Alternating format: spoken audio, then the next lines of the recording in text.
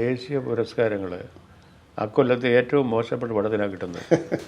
ഇപ്പം അങ്ങനായി അൺഫോർച്ചുനേറ്റ്ലി. അത് അതിൻ്റെ ഒരു ഇങ്ങനെ പടത്തിന് അവാർഡ് കിട്ടിയെന്ന് പറഞ്ഞാൽ you can take it for granted. ഏറ്റവും മോശപ്പെട്ട പടത്തിലായിരിക്കും. കാരണം ഏതെങ്കിലും പാർട്ടി കാഡറിലുള്ള ആരെങ്കിലും എടുത്ത പടമായിരിക്കും അത്. അങ്ങനെയാണ് കൊടുക്കുന്നത്.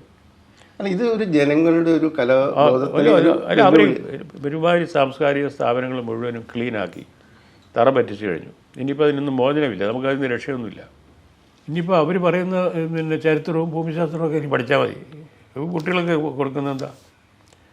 പിന്നെ ചരിത്രം മാറ്റി എഴുതുന്നു, കംപ്ലീറ്റ് ചരിത്രം മാറ്റി എഴുതുകയാണ്. മിക്കവാറും അടുത്ത അവിടെ ഒരു 2 പ്രാവശ്യം കൊണ്ട് എഴുതി കഴിയുമ്പോൾ ജവഹർലാൽ നെഹ്റു ഒന്നും കാണത്തില്ല ചരിത്രത്തിൽ. ഇപ്പം തന്നെ ഏതാണ്ട് പകുതി എക്ലിപ്സായി. അത് ഈ ഗാന്ധിയുടെ റോള് പോകുന്നു. ഗാന്ധിയാണ് അവർ കൈവച്ചത്.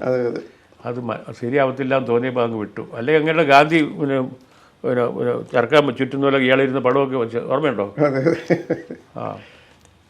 വളരെ ആഭാസമാണ് മൊത്തത്തിൽ. അത് പക്ഷെ ഒരു വളരെ ആസൂത്രിതമായിട്ട് നമ്മുടെ ഒരു സാംസ്കാരിക മേഖലയെ മുഴുവൻ കൈപ്പടിയിൽ ഒതുക്കി കഴിഞ്ഞു. ഓൾറെഡി പോയി കഴിഞ്ഞു.